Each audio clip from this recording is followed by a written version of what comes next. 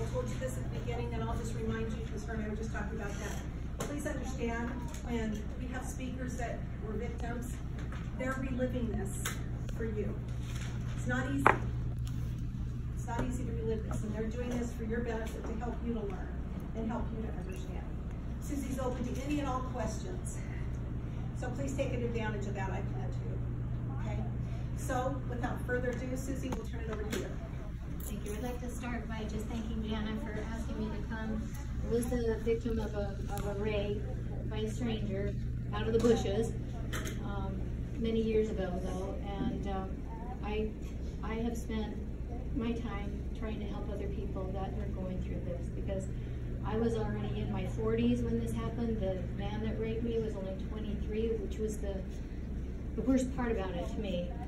But I know who I am. I knew who I was then, and so my job now is to try and help other people understand about rape and assault, and to also to be able to hopefully help someone pass it out through this. So I'd like to give a few statistics about sexual assault and victimization, and then I'd like to tell you my rape story, and then I'll turn the time over if you have any questions.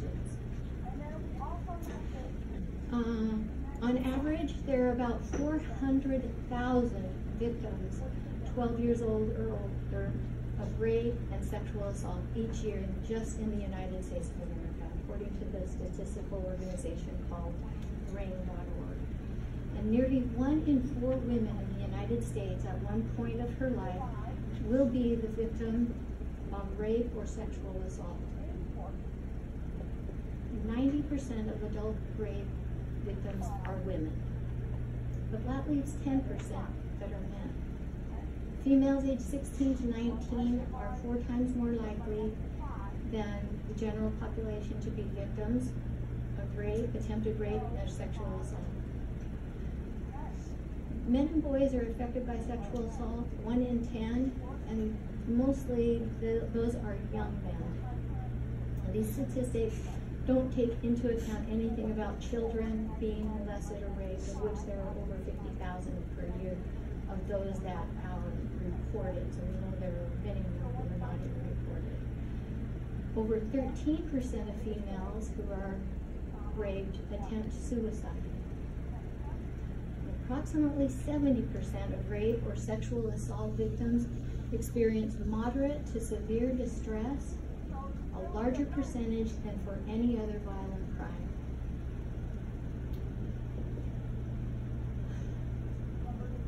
People who have been sexually assaulted are more likely to use drugs than the general public, in fact 10 times more likely than hard drugs. There is a woman named Laurie Anderson, and she is the best-selling author of children's and young adult books, including one called Speak and one called Chains, both of which are National Book Award finalists. Her book's about teenagers struggling through the emotional aftermath of being raped. They are commonly read in high school and colleges, literature classes, and have proven to be a useful springboard in conversations about rape mythology and sexual violence.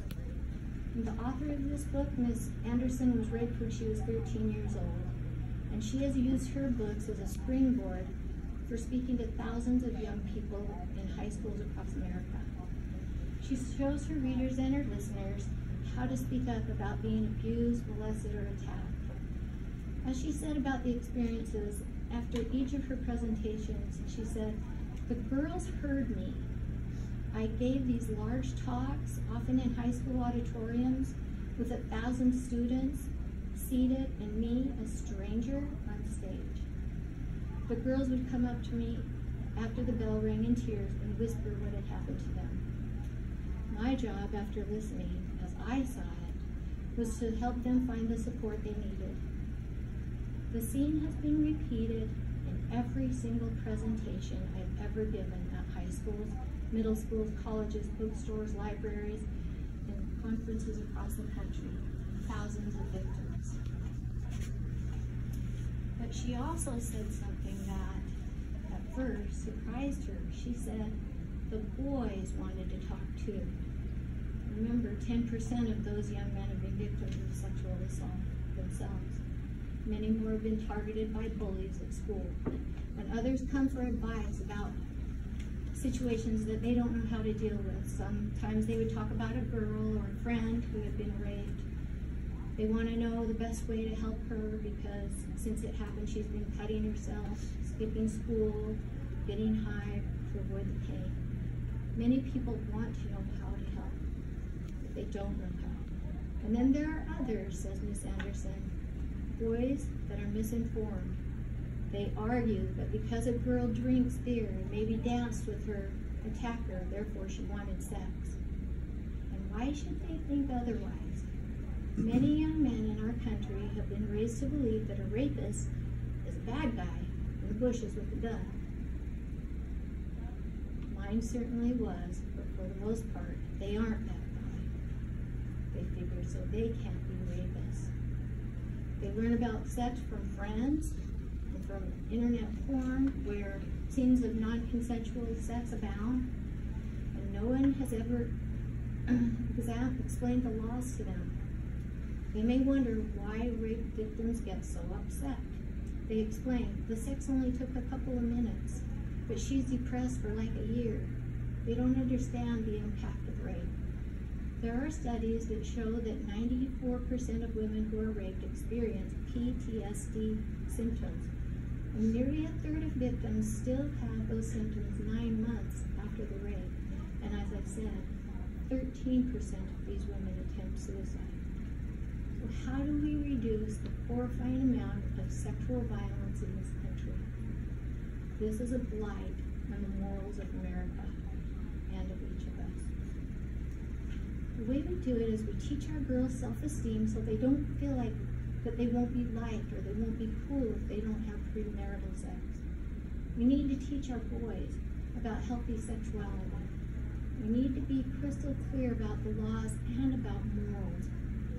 Parents, family members, educators, clergy, and other leaders have the opportunity and the responsibility to model and teach morals from the times kids are old enough to walk. Teenage boys are hungry for practical conversations about sex, and they want to know the rules. They want to be the good guy, the stand-up guy, the honorable person. Their intentions might be good, but their ignorance is dangerous. Our society has begun talking a bit more openly about these issues, but that doesn't mean teenage boys suddenly have all the information that they need. We need to tell our own stories to make sure that our boys understand that these things happen to people we know and that they know and love.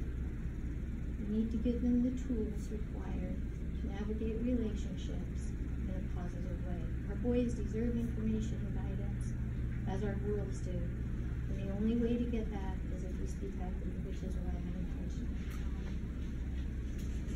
intentional. So the fact that we are here today is a reflection that the system for a response to rape is alive and well. It works. And this is to say nothing of a lack of a system in preventing rape. This is a different discussion. I've been asked to provide the story of my rape and subsequent dealings with the system to help victims deal successfully in the aftermath. And this is my personal story and only my opinion. Hopefully, by me sharing my experience will help inspire and otherwise promote a more healthy and positive perspective of the whole experience. Let me begin by saying that I have sadly come to understand that in a crowd of any size, perhaps even in this group tonight, are victims of sexual assault and rape. And it is an unfortunate statistical reflection for both males and females that are victims of sexual assault. On the last Friday of April in 2004, I received a phone call around 4:45 in the morning from my friend Chris, saying that she wouldn't be able to come to my home as was usual to go running. In order to be safe, we'd worked out a plan that one of us would go to the other one's house before we started running each day. And we were being careful. I knew that then what I know now, that it's dangerous to go running before the sun is out. So I called another friend, Becky, and she said she would meet me in the middle of our two streets. She was on 79th Avenue in Glendale and my house on 67th Avenue, a mile apart, both in an upscale neighborhood in Arrowhead Ranch. By then, after I got off the phone with her and she had agreed to meet me, the sky was beginning to lighten. So I left my house around 5 a.m. and I walked about a quarter of a mile on a busy street for the sky to lighten even further so that I could run up the street that wasn't as busy in what I felt like would be safety. And as I walked, I said my morning prayers. I remember thanking God for my husband, our family, our lives together, the beauty of the new coming day, and expressed that love that I have in life. But I would also be happy when the time came to live with him again. So you can see I'm a religious person, and I was a religious person at the time as well. A somewhat typical communion with the divine that helps keep me grateful and inspires me to look for ways to progress in my life. I turned up Utopia Road that divides the square mile of the neighborhood, and as I began to jog, I passed a man that I recognized from previous morning jogs coming towards me. I asked him where his wife was, as I had been a previous running partner with her, and he said she was just coming up a little behind him. I saw her ahead of me, and as we neared each other, I had a thought that came into my head. It said, turn around right now and run with Lori. And at that time I thought, no, I can't turn around and run with Lori this morning because I got to meet Becky and I don't want her to be alone by herself all morning. So I just kept on going, and I believe now, looking back, that was a warning from God. Small and perceptible, and he probably knew I was going to ignore the warning, but I was worthy to have a warning. And so after Lori passed me, I immediately saw a figure ahead that was coming behind her. And so I kind of thought that it was a lady that I often had passed on my walks in the mornings, and she always cut across onto the golf course. But I felt a small alarm because I thought that looking up ahead that person might have turned a little bit before she usually turns. So immediately I began to run faster. And I neared the power box. There was a power box on the side of the road there, and so I saw somebody kind of go behind that. And so as I passed that, I said good morning, and then I began to run as fast as I could because I knew it wasn't the lady. And suddenly a huge man who turned out to be 6'7" and weighing about 270 pounds was in front of me with his arms reaching out. I tried to get around him, and I screamed as loud as I could, and there were cars going by that nobody saw. But before I could let out another scream, he was behind me and was squeezing my neck like this. He came up from behind me and grabbed like this, and squeezed so hard on my windpipe that I couldn't breathe. It was violent enough that he dislocated my jaw and split my lip. In that split second, I remember seeing a movie. I don't know if you've ever seen this movie called Silence of the Lambs. I'd seen it recently, and there was advice that was given that I remembered to the victim to make herself into a person and not just an object to the person that was keeping her captive. So I croaked out, I can't breathe, I can't breathe. I couldn't take a breath in at all. I could just let out the breath that I had. And the man loosened his hold on me a little, and he said, I'm not going to hurt you. I'm not going to hurt you. And I thought to myself, but you are hurting me. And then he tried feeling my breast with his other hand, and that just made me so angry because I thought, I'm a 47-year-old woman, you're a 23-year-old man, or however young he turned out to be, 23, and so I jabbed him as hard as I could, hoping that that would break his grip on me and that I could run. But he was so much bigger and so much stronger than me, I really had no choice. And so at that moment I realized that rape at the minimum was imminent. And I said, since he had let up, I could talk a little. And I said, please, you don't want to do this to me. I'm a mother. My family needs me. He didn't answer me. He just kept half walking, half dragging me further onto the golf course where there was a berm that provided cover from cars passing by. At that moment, a voice said into my head, "This is a bad thing that is happening to you, that I cannot take away free will, but I will be with you." And I did indeed feel that God was with me at that moment. And I was, looking back, I'm grateful almost for the experience, because how many people get to know that there really is a God and that He really knows you? So at this point, the rapist knocked my legs out from under me, and I fell forward onto the ground on my stomach. And then, because he had never released his powerful grip on my neck, I passed out from lack of oxygen.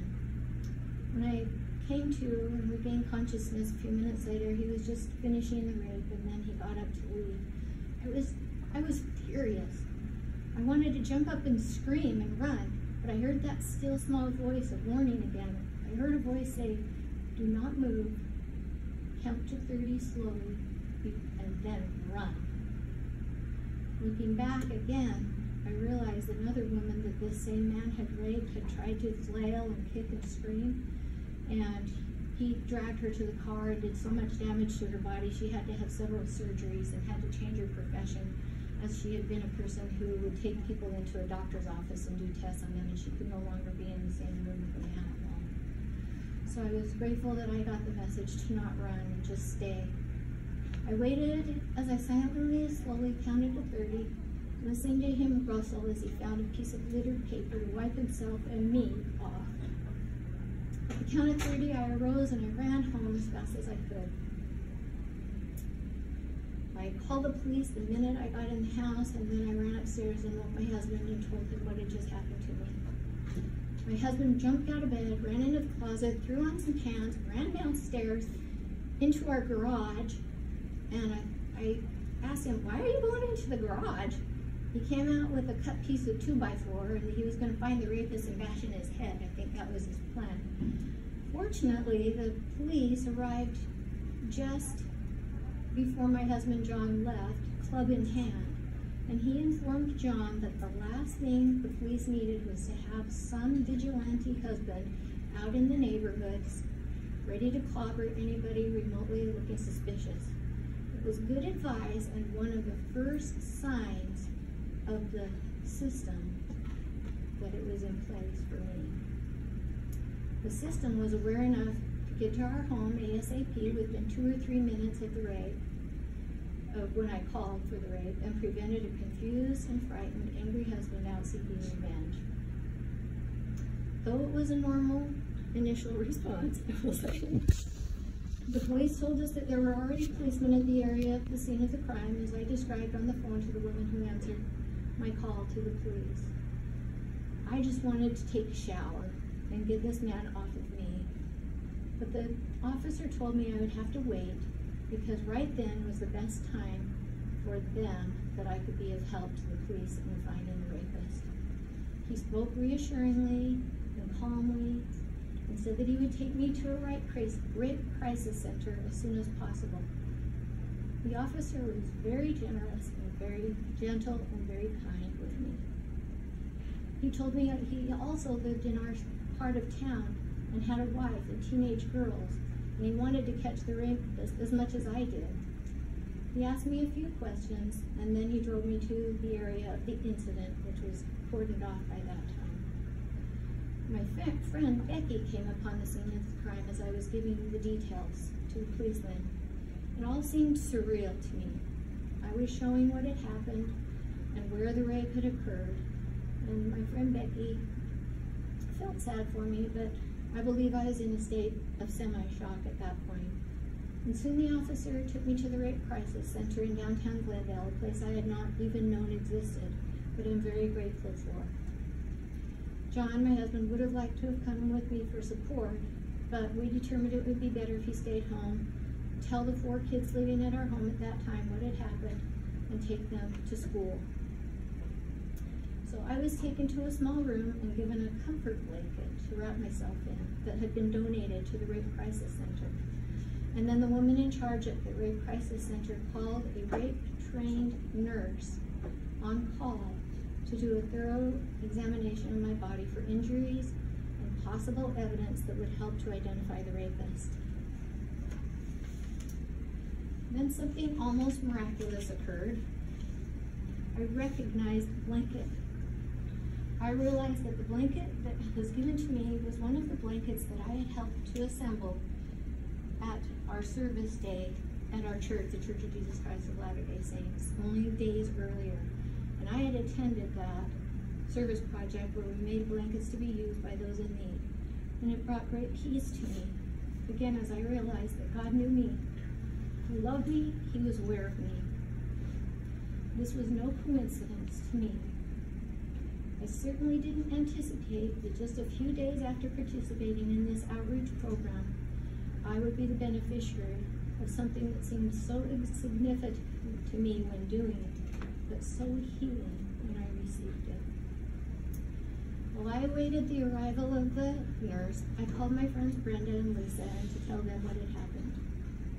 They came and in gesture of love waited with me until the nurse arrived, and they were allowed in the Rape Crisis Center, which is another thing that I am very grateful for. The Rape Crisis Center is a wonderful place for people.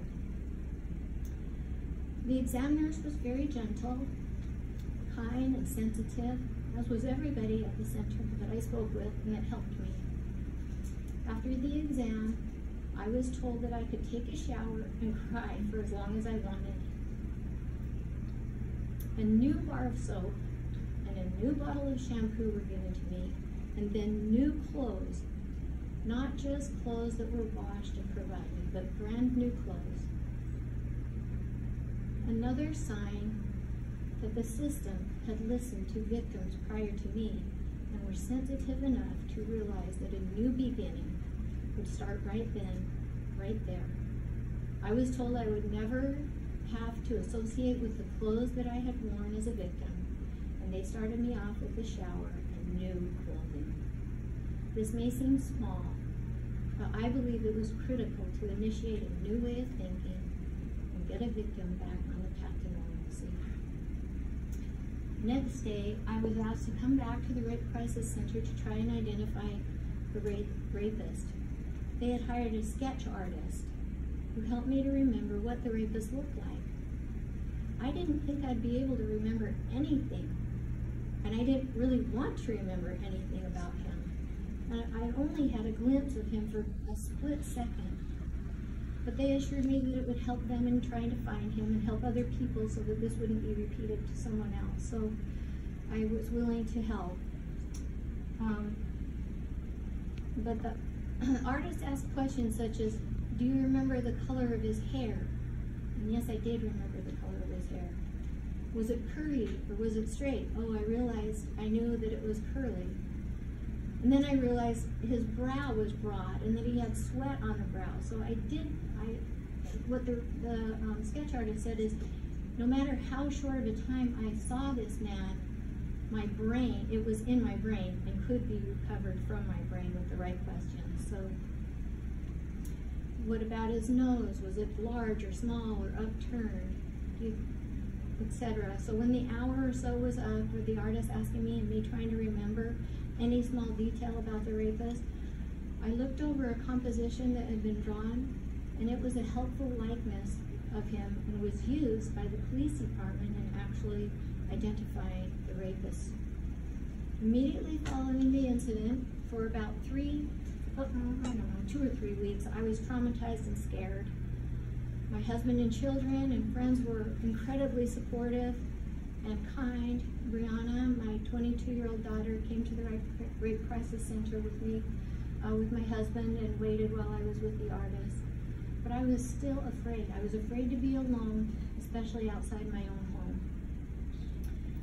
I had tried fulfilling a church assignment to go visit one of the people in our neighborhood belonging to the same congregation. As I pulled up to her house, and I realized there were shrubs near her house on the side that somebody could hide behind, I couldn't get out. I couldn't get out of my car. I sat there for 30 minutes trying to decide if I could get out of my car and just go up to that house. And finally I jumped out of the car, ran to the house, rang the doorbell, ran back to my car, shut the doors, locked them, And then she came out and got me and brought me into her house. And I was surprised that I was that traumatized because, as I said, I knew who I was. I was determined not to let this incident ruin my life, but I accepted the advice of the system. I was a child of God, God who loved me, a wife of a man who loved me, a mother whose children loved and needed me. But I went to a counselor at their advice, which really helped. At first I had nightmares. My first nightmare was shortly after the incident, and I was in my dream, I was in my car driving. The rapist was standing on the street ahead of me, but he was so strong, he stopped my car and with his own two hands and was trying to get in. And at that moment I woke up and shaking and scared. In the second dream, after I had been to the counselor for the first time, I was making progress. In the dream I was running and the rapist was chasing me. I ran and I ran as he tried to catch up. I woke shaking and frightened again. The third dream happened after I had been to the second session with the counselor. I saw the perpetrator behind me, and I realized he would not be able to catch up to me because I was faster than he was, and he could not hurt me. The officer in charge of my case kept me informed of what was being done to find the rapist. I was shown a photo lineup of possible men, and the officer called several times to see how I was doing. That act of kindness by the officer, the system, it was all very helpful. He kept me informed of all leads to try and find the rapist. One day in August, nearly 3 months after my rape, he came to my work at the stained glass shop. He had remembered that I told him I worked there on Fridays. And he reminded me that he had told me at the time of the rape that he wanted to find the rapist as much as I did. He had good news. He had been so upset by my case, knowing that it was his own family was at risk of attack, that he had switched over to a different department in the police department. He had switched to traffic violations department, and it had paid off. On the day that he came to my work, he had pulled a citizen over for a minor offense. But the man acted nervous and jumpy, and the officer thought he looked like the rapist sketch that the man had drawn for me. So he decided to take him in for questioning. The man said that he would not speak, he would not talk, and he asked for a lawyer, and that he had the right to remain silent to any questions. It was a really hot day. Of course, it was in August, and while the man was waiting for a lawyer, the officer asked him if he wanted a cold bottle of water. He did, and then the officer took the lid from the bottle and immediately did a DNA test. It matched with the DNA that was left on my body. And then he tested one other victim's DNA with this same DNA that he had gotten from my body, and it matched with the other woman too. And I feel like that was a miracle too, because they're only allowed one other person to use the DNA that he got from this body. They only use it on 2 people by law. So that matched up, and that meant that there were 2 people whose DNA matched up with his, and he was then arrested. His name was revealed as J.R. Noses Gun. He's part Native American and part African American. He grew up on a reservation in Billings, Montana. He was eventually sentenced to 27 years of prison with no chance of parole. After that, he will go to a mental institution and will only be released when a psychiatrist pronounces that he is sure J.R. Noses Gun is fully rehabilitated. At the 3rd and final hearing, I was allowed as a victim to address him in the court. I told him that I had forgiven him. I hoped he would change, and I told him that I did not want him to be out on the streets where he would be able to hurt another person.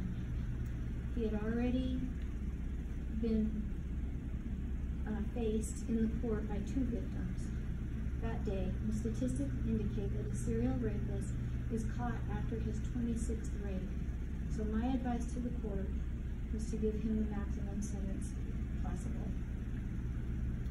I'm grateful for the victim rights laws that had been put into law in 1995, just really a few years earlier than my rape, because these laws were what made it possible for me to be able to testify in front of the court and to know that my voice was heard. I was assigned to a great lawyer to take my case. She was very kind and sensitive to my experience. Our tax money provided the funds for this from the Victim of Rape and Sexual Assault Fund. Because of the truly humane and cooperative help that I received from the Glendale Police Department and their kindness, I became a volunteer for the department to help other victims who suffered like myself. And just a side note, my son, who was away at college, he changed his major in college and he became a rape counselor as well. We're very grateful for the victimization laws in Arizona and the way that I was treated with the incident that I had. Anybody have questions?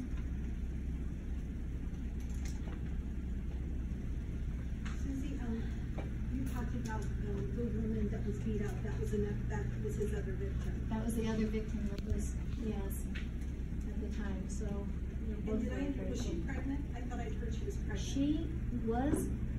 She was pregnant at the time that he was caught, and she did not know for 9 months whether she was pregnant with the rapist or with her boyfriend. So thank goodness that in the end it turned out that the DNA proved that it was her husband, then husband, that she was pregnant with. How long ago has this been, Susie? It's been 15 years. How are you doing? I'm totally fine. I was able to speak to so many people about this. In fact, even the first week after I had my incident, I was able to talk to over 20 people that came to me. Just because I'd been through this, they felt like they could come and talk to somebody about this, which was cathartic for me as well. And over the years, I have volunteered and spoken at many organizations. I feel like it's my duty and my responsibility and my pleasure to be able to help other women.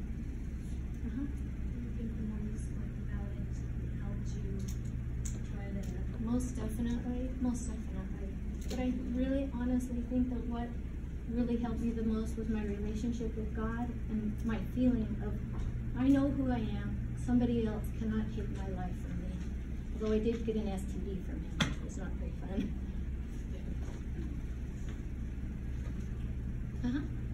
Did he say anything to you when you talked to him in court? Actually, he didn't say anything, but when I told him, I looked at him in the face. I was only from here to the back row from him, and I said, I forgive you. I want you to know that I forgive you.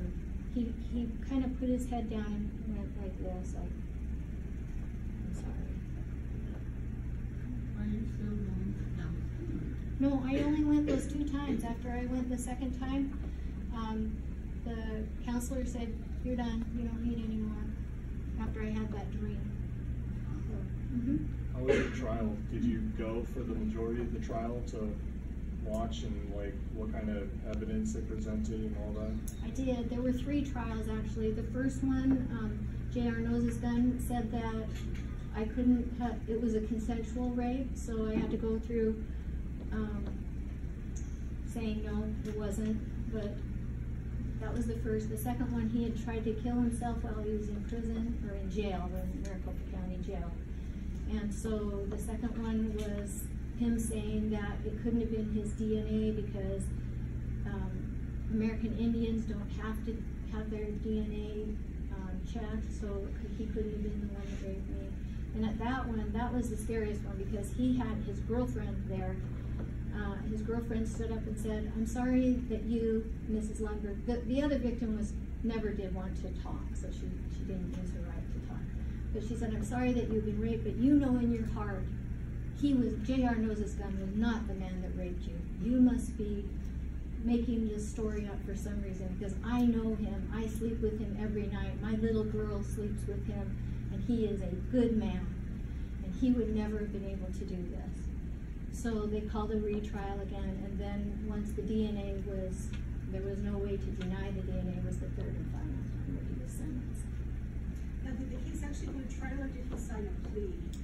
He signed a plea. It didn't go to trial. It was just a hearing. Sorry. Okay. It was a hearing. A third And hearing. so the plea, what, his sentence, you asked for the max, did he get the max? He did. The only reason, in the state of Arizona, at least when this happened to me, 7 years was the maximum that anyone could be penalized or incarcerated. 7 years for a rape. But because we had the DNA of the other lady as well, the maximum was 27 years because they matched up. And so he was sentenced to 27. He had already served part of that time, but he won't be out for, I don't know, 10 more years or something. At which time I will be scared again. I told my husband I would have to move. We're still in the same house that we lived in at that time, so I don't know. Has his family, did they say anything more to you at court or anybody else or afterwards or? No, they turned away. Janet, can I just mention that somebody asked the question, you know, what did he have to say? And the girlfriend, there was kind of a collective gasp in the courtroom when his girlfriend said it couldn't be him because she trusted him so much that when she went to work, she would have her, I believe it was 11 or 13-year-old, 5-year-old girl sleep in the same bed with this man. And so the naivete or outright ignorance of someone fosters a bad outcome for a lot of people. And the second thing was the statistic that we learned as we went through this process, that they catch serial rapists. Now we're not talking about date rape, which is a different discussion, but serial rapists are caught after the 26th rape. So if there are 100 rapes in your community, that means the probability there's only 4 men involved. But they didn't use some of the other victims they had because if for whatever reason they lost at trial, they would still have other victims to go to. So they only used Susie's initially because she was such a credible witness. I'm not passing judgment that this is good, bad, right, or wrong, but the other victim showed up to court in t-shirts, braless, and I'm just saying that if it goes to a judge and jury, the credibility of the witness, because you have the defense attorney saying things like it was consensual, and you know, if it wasn't consensual, why do you dress like that? They wanted to know the style and size of her jogging pants and were they tight fitting. So there's one side of the law that is making you feel like you're at fault, and then the other side. So you have to kind of be smart about how you approach it. And we felt like the system was really very, very good about that because they just tried a credible witness and that spoke up and they left the others behind in case it didn't go the way that they wanted to. They'd have more to go after. So did they indeed tie him to other victims later? Yes, They he was did. tied to several other women. There were several other women from multiple states. So I didn't ask to do this, and if you're not comfortable, John, please, you don't have to, but how did this all affect you? well, it's interesting. Thank you for the question. I like you, I marvel at, you know, Susie. She's a little gal, but internally she's very strong. And I can remember when it happened, during those subsequent 2 or 3 weeks when she was at counseling and going through the system, she said to me one night that it was significant for our whole family because it's such a blunt force in everybody's lives. You're just kind of cruising through life, and then all of a sudden your wife, she failed to mention, he collapsed her esophagus, dislocated her jaw, split his lip. There was a struggle. She didn't mention that she scraped off a leather band he had been wearing, which also had sweat DNA on it to match up. And so she said to me, she said, you know, if there had to be another victim, I'm glad it was me, because I'm old enough, excuse me, I'm old enough and mature enough to know who I am. But if it would have been a 13-year-old girl or a 16-year-old girl that isn't quite mature enough to process all this, it would have potentially ruined a life. Those statistics that she read, suicide and drugs and whatnot. So in a roundabout way, she was expressing her gratitude that if there had to be another victim, it was glad it was her. That's not how I would have viewed it or thought about it. I mean, I was the guy with the 2x4. I don't know what I was going to do.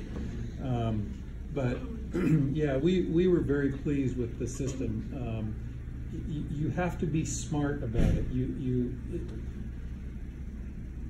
I'll just leave it at that because it sounds like I'm being judgmental. But if you are a victim, there is more to just ranting and raving, or going the other way, being silent. If you do one, you're not credible. If you do the other, you're allowing the abuse to go forward. So the balance between that, and that's where we think the system really helped. The balance was, look, speak up, do it. But it's not easy. You got to get up and confront him, and you're going to face a defense attorney that's calling you a liar. But the system worked. I mean, it's a good system. Did you say? Oh, sorry. No, I was just saying, Susie, you did everything right, even though you wanted to shower and everything, and they directed you, you don't shower, and how hard that must have been for you. But thankfully, you were a good, I hate to say a good victim, but it helped to solve the case. Go ahead, please. Oh, you mentioned that you said that the defense attorney asked how tired her jogging pants were? Is that what you said? Yeah, you know, unfortunately, the defense, well, I shouldn't say unfortunately, the system is that everybody's innocent till proven guilty. And, I mean, I would hate to be accused of rape if I hadn't been a rapist. And so he's entitled to a defense. And in order to build that defense, you have to work at the credibility of the plaintiff, right? And so the way you do that is, well, look, she's got tattoos, she's got earrings, I'm not saying this is right or wrong, I'm just saying it's kind of real life. She's wearing a t-shirt all the time, she never wears a bra, she's wearing short shorts. Didn't you really kind of anticipate that you were going to meet him on the golf course that day? And I mean, those are the things that they ask her. And I remember Susie said, I'm a 47-year-old woman. Why would I be meeting anybody on the golf course? You know, it's crazy. But that's what the defense was trying to do. So that, and the prosecuting attorney, which was our attorney, the state, where was that? She purposely didn't use some of the other victims because they wouldn't play well in front of, and she tried explaining that to them, and they, instead of saying, oh, I get it, they'd be more upset. They'd kind of go further the wrong side, which doesn't help anybody at the end of the day. So, I mean, if we'd have lost. It's upsetting when somebody says, oh, but you were wearing tight pants. Maybe you were asking for this. Yeah. Basically, I mean, that's blaming the victim. Why should we have to dress a different way? Mm-hmm. Was women around the same age? No, they were younger. I was the oldest one, but maybe he thought I was young because it wasn't that light and I was wearing a ponytail. I'm sure he was shocked when he saw me in court. I was still in your 20s. How were you able to forgive him, and why did you forgive him? Honestly, I don't know. I feel like it was God that helped me. I never had to, I've had things that I've had to forgive other people for that were more difficult than this for me. I honestly feel like I was an instrument in God's hand to be able to help other people. And I feel like that I've been able to do that over the years. That is my belief. And so I feel like God took that hatred that could have festered away from me. So are you still working with the police department and talking to victims? I was until about 5 years ago. We retired, we started, we went on a mission for our church, blah, blah, blah. But I will, as soon as in about a year, I will go back to it again.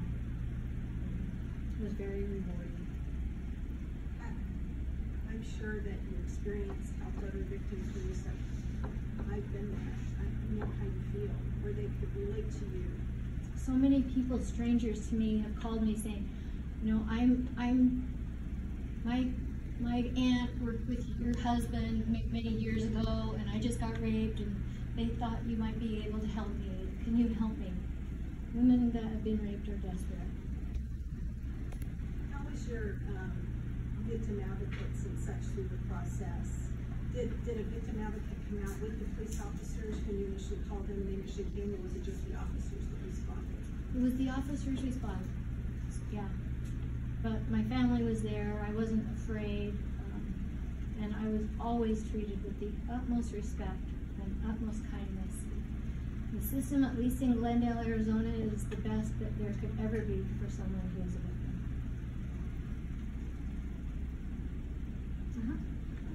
How did you stand telling the story over and over again? Like, you would think that's a situation that you just want to forget about. I would think it is a thing, but I would recommend everybody that if you have any kind of problem, any kind of assault, any kind of horrible thing, the best thing to do is to talk about it with other people. That way, number one, someone else that's to blame can be caught and punished, and number two, it's cathartic to yourself. It was confusing though. When I first came home, I thought to myself, when I first was running home, I thought to myself, I'm never going to be the same again. My husband's never going to love me again. I knew it wasn't my fault, but I still thought that, and I thought, my husband's always saying, never go running alone, always go with a partner. And so I had all these feelings of guilt on me, and which is, I think, a natural, at least for women to think. But have you taken any like rape prevention classes at all? oh yeah, I've taken rape prevention classes. I actually was able to help teach rape prevention classes through the police department. There's a lot that can be done to prevent rape for a woman. How'd your family and kids take it when you told them that happened? Had they what? How'd your family and kids take it when you had told them that happened? Oh, my daughters both just broke down in tears. But it's helped them a lot because my daughters never went anywhere by themselves coming out of a store. They always looked to see if anyone was following them, behind them. Many times at the movies, if my daughters went by themselves, they had a man from the movie theater come and walk them to their cars. But we have all become very, very careful. Good question. I'm talking about a gun or a knife. It's maybe some kind of spray, mace or something. I wish I would have had some spray or mace with me, but I don't think it would have done me any good because he came up from behind me, he grabbed me so tight I couldn't even, my hands were like this, it kind of paralyzed my arms. So I don't know if there was anything I could have done in that amount of time. I'm talking about now if you've gone to the Oh, I always carry a whistle. Actually, you carry that thing that you, not a whistle. But Yeah, you if can, you pull, if I carry a whistle and then I have something that if I push it like this, it lets out an alarm. That I could have used at the time, something like that. kind of a comical side of that. Do you know the device that she's talking about? Have you seen them? They're very small. They're like a little teeny pocket knife, and they're light. And when you pull a tab on it, it emits a huge, loud siren. And we were going through airport security, and it was in her luggage, and it went off. And so we were at TSA pre-check, and man, I mean, the airport came to a screeching halt and they pulled it out. And she said, "Oh, that's my rape whistle." Any other questions? I would also like to say that if you are a victim of rape or sexual assault, there's a tendency, and I think we're getting better as a society at this, but there's a tendency to not tell anybody about it. Susie had women come over to the house within the first 2 or 3 weeks, 26 people to be exact, and say, "I was raped" as an 18-year-old, or "I was raped," and they didn't say anything. So one girl said she told her mom, and her mom said she didn't believe her. And so it's important, if you're honest, that you report it, because that scary statistic of that the rapist is caught on the 26th incident. There's also data that show that it becomes successively more violent, and that it's not a matter of sex, it's a matter of power. It's just that a female is generally smaller and weaker that they can prey on. But as Susie indicated, 10% are boys. Now, 10% is 40,000 boys are raped or sexually assaulted, because it's not about sex, it's about power. So you owe it to, it's your civic duty in our minds that you report those, because that means the police, the system, will catch them before 26 and possibly much more violent.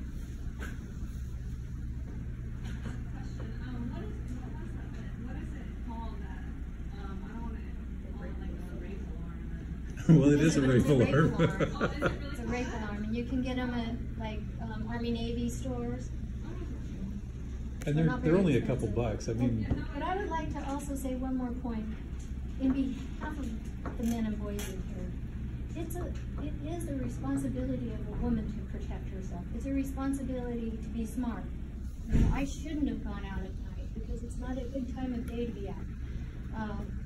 And to be wise, there are perpetrators there. This is not with date rape, obviously. I never had any experience with date rape, so I don't know much about that. But raping from somebody jumping out of the bushes like mine, which happens a lot, especially on college campuses, it behooves women to be aware, to look where you're going, to check on the cars next to you, to be walking with someone, because even though it's not your fault, it still may happen to you. And it's not always in a dark alley. Hers was on I don't know if you're familiar with it, was on Utopia and 67th Avenue. I mean, it's in the middle of the golf course in the residential area. And the other victim that was at court, hers was at a public bus stop. He drug her back, and she finally got away from him. She crawled into, you know what pyracantha is? It's a thorny bush. She crawled into it, and he didn't, so he left, but he'd already raped her. He was trying to pull her into the car. Yeah. So, Did you rape her first? Or yes. Her? She's the one that was worried if she was pregnant with his child. So are there any like smells or anything that kind of reminded you of that? No, thank goodness. Nothing for me. I'm not scared anymore, but I'm cautious. Good question. Yeah, I was able to teach rape prevention and a lot of self-defense courses. And I talked to a few rape victims, and they were talking about the smells, kind of like, you know, and that's kind of hard because we all smell things, and I mean, I can smell something and it'll take me back to wherever. So that's, you know, that's really hard to. So you don't have any triggers nowadays? I don't have any triggers. But you did for a couple of years. Yeah, I did. When he was done, he grabbed a piece of litter that was like that you'd wrap a hot dog bun in, not paper, not tissue, but and we were at Costco. It was like they give you at Costco those little papers that they're kind of crinkly, and that triggered you for a couple of years. Yeah, it did. Yeah. And we said we had to get over that because I'm such a cheapskate. I take her to Costco for a hot dog day. Those are the best. Did he speak? Did he say anything to the judge in sentencing? No, He didn't say anything. He didn't say anything. I think that he had been told not to say anything. Did his attorney say anything at that point after he signed the plea?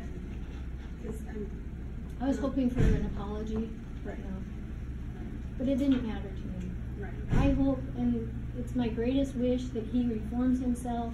I feel sorry for him. I feel like in the situation that he grew up in, he was probably molested as a child. I know he was molested in jail while he was, waiting for the sentencing. He had a very hard time in jail. They don't like rapist in jail. Do you think had you not forgiven him, it would be harder for you now? Oh, yes. I wanted to forgive him because I had an experience with another person that was hard for me to forgive something that happened. It had nothing to do with anything bodily harm. The feelings had been hurt by somebody. It took me a long time to get over that feeling. And when I finally could forgive them, it was such a freeing feeling. And so when this happened to me, I thought, I don't want to hang on to this. My life is not ruined. So how long was it from like the initial assault to the sentencing date? Only about 3 months. A little over 3 months. The sentencing, oh no, 6 months to the sentencing. But he was in, but they had caught him, and he was in jail. He's been in jail for 3 months. Is he still in jail today? Yeah, he's still in jail. He'll be in jail for at least 10 more years. So when he does come back, come out, do you think those feelings will come back up? I'm worried about that, but I don't think so. I mean, when it first happened, as I said, I told my husband, we're going to have to move before he gets out of jail. Which I do want to move, but not for that reason. Have you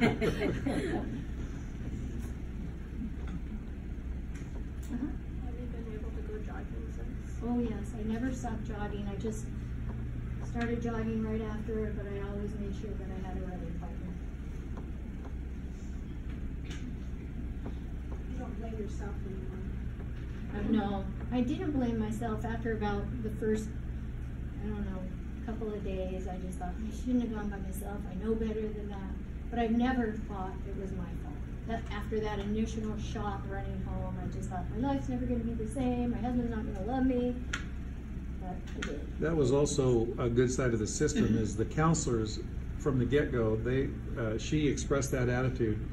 I don't know if it was the cop or a counselor who, but they said, no, it's not your fault. You have every right to go jogging in your neighborhood. That you need not feel guilty about that. So, I mean, every interaction with the system, unfortunately, they've seen it 1,000 times before, but they've learned a lot of good things, and it's very helpful. We were very impressed with the victims' laws and access and whatnot. The last thing I want to tell you about Susie is, I don't know how long ago after this happened, she threw a party for those that supported her in this, and she called it 11. She had it at her house. She had a party for us that were supportive of her. Thank you. Everything she went through, it's kind of like one of these when you go to try to comfort someone that's really sick or dying, and you end up getting more out of it than they do, and that's how it is. It's really sad to say that things happen for a reason, because there's so many reasons. I'm not saying that this is a good thing, but there's so many reasons that you can say this has happened and has brought you to this point, or you wouldn't have been here to stop it to us about it, I know it's weird to say I'm grateful for that experience, but I am grateful because I feel like that my life has been able to help somebody in some way. What is, just in closing here, what is, in your work with victims and having been a victim, what do you think is the biggest hurdle for victims in getting to a place where you're at? I can only tell you from my experience that it was God. I don't know how other people can forgive other people for things this heinous. I don't know. For me, I knew that I wanted to forgive him. I didn't want to have bad feelings. I wanted to go on with my life, with my family's life, and I refused to let him control my life. Any other questions? Thank you so much, Susie. Thank you for asking me. Thank you so much for being patient. Thank you.